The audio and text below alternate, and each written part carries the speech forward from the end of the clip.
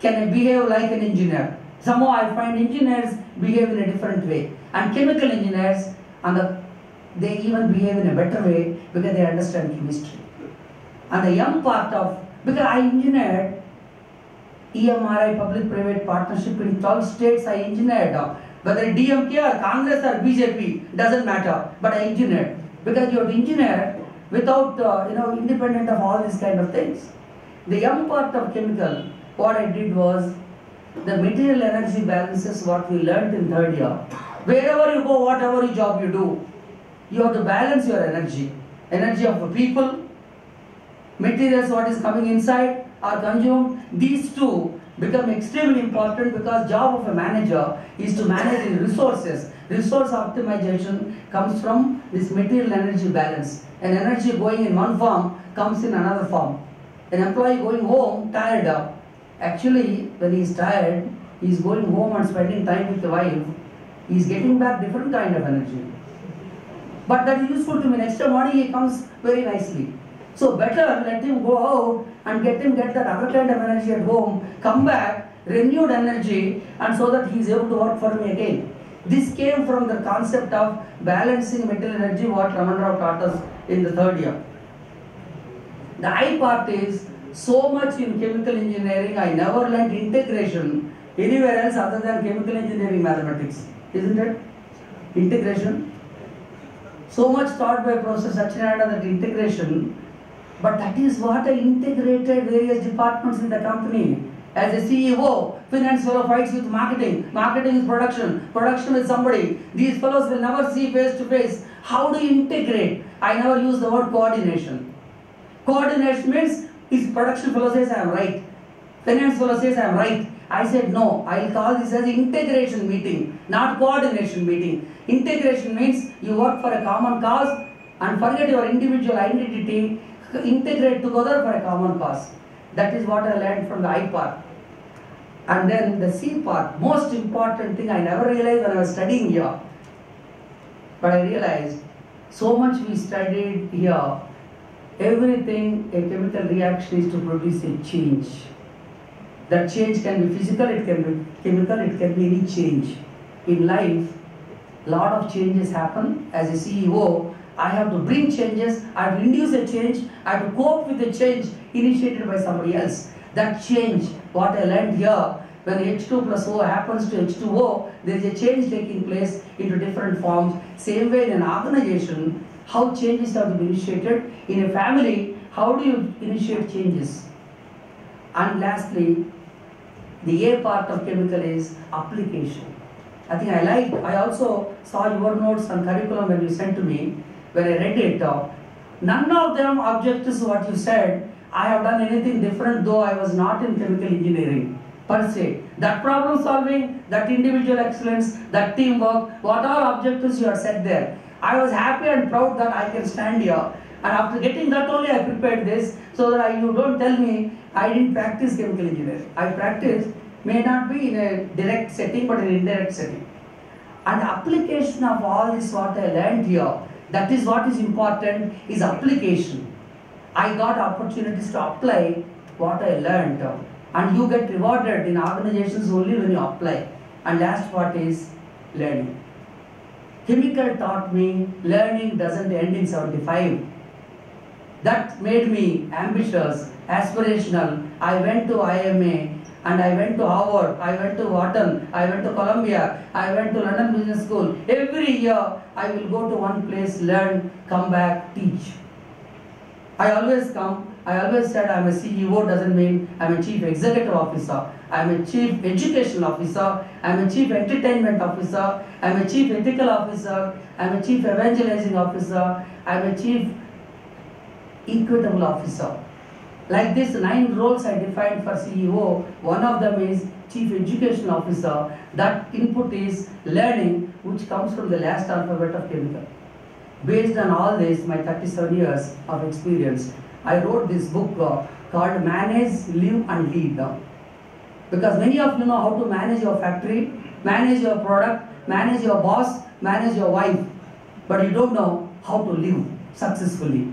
If you are not lived successfully, you cannot lead. To lead, You should have lived. To live, managing is not adequate at all. Living requires values. Living requires attitude. Living requires self-management. Living requires time management, stress management. Living requires quite a lot of interpersonal skills, communication. What we learned in this campus is communication. I remember how we went and fought with that principal who didn't give hall ticket to one of our classmates with our communication. We communicated to the collector to give, to release us from the jail that day when we all of us are put there.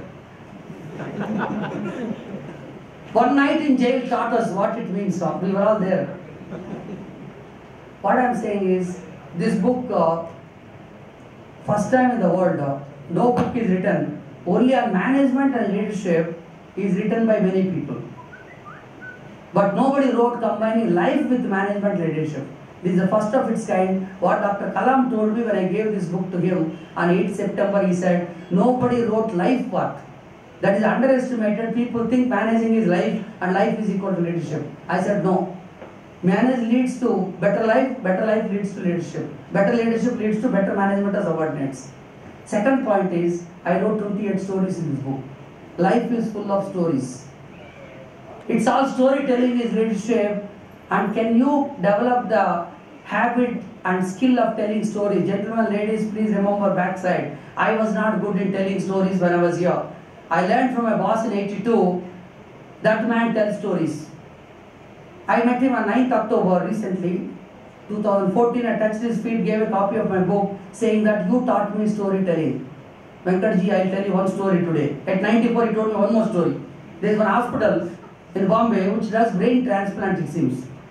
So if your brain is not good, if you are not happy with your brain intelligence level, go to that hospital, they'll remove your brain and put a new brain inside. So like this, that month 10 operations were over, auditors came at the end of the month and found out there are 11 brains. Instead of 10, there are 11 inside the inventory. Auditors objected, you did only 10 surgeries, that means you removed one fellow's brain and you forgot to put the new one there. Poor fellow, old is removed and new is not put there.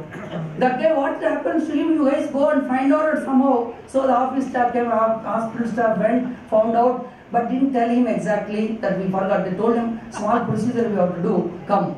He said, no, you know this hospital guys. He said, I will not come. Again when I come, you will charge me another 1 lakh, I will not come. Then CEO was forced to go and meet the patient. CEO went and begged him, sir, to tell you the truth, you don't have a brain, we removed the old one, a new one is lying there, please come, we want to put.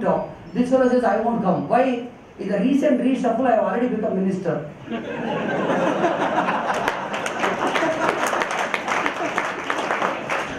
I think such a small thing, politicians do not require brains, but the man at 94 is getting a kick to tell me a story.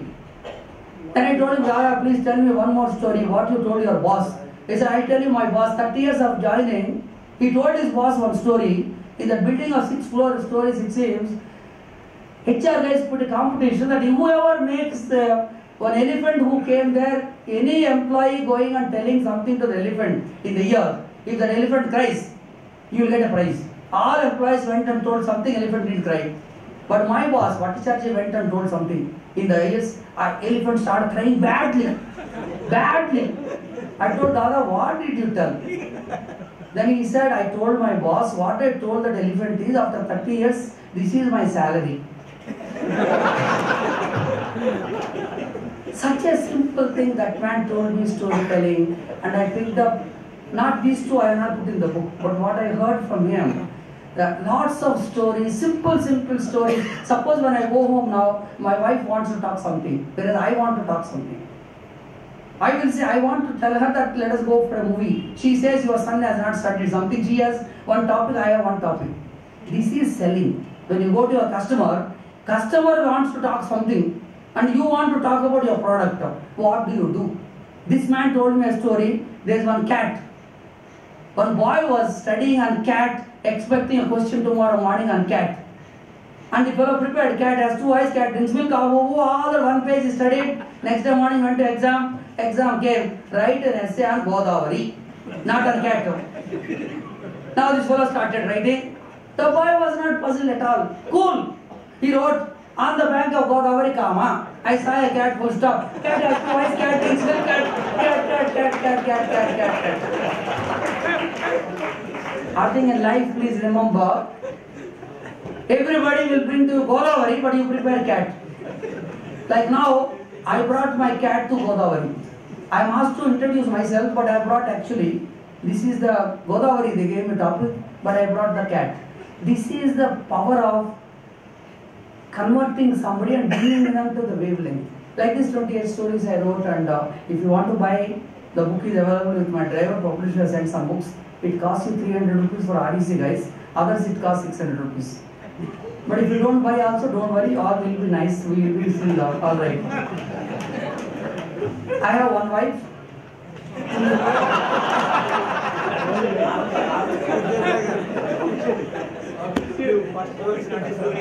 No, when I tell people that I go latest movie, anything also today, latest movie, I will go and see that movie. Latest, the Dolika Dali, what is the movie? I saw that also. Dolika Dali or Dalika Doli, something was there. वो भी देख लिया मैं, हाँ हो गया. कौन सा भी movie, whatever I travel 22 days, but still, because life is important. I still go directly from airport, I will go to the hall, she will come there, she will bring my dinner and I will eat in the theatre itself. But important is, because that hero in his mind, that 350, what I paid 300 rupees for 3 hours, the Deepika Padukone is mine those 3 hours. Nobody else can learn that.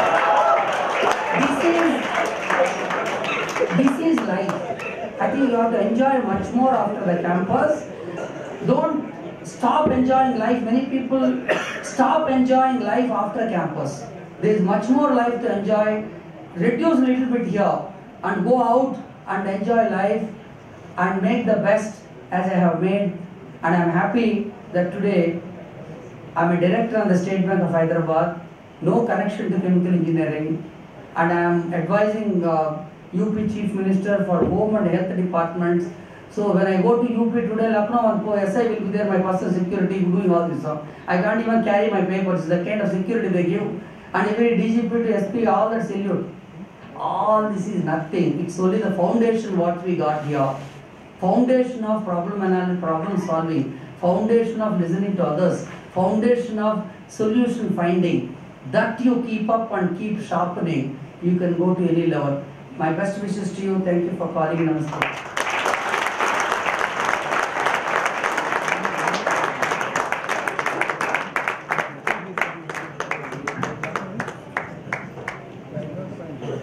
Batch, 76 batch, we have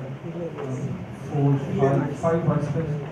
Mr. C.G. Setuna, Mr. P.D.M. Rao, Mr. Ravindranath, Mr. P.D.M. Rao, and Mr. V. Christopher. Can you please request come on the stage, please?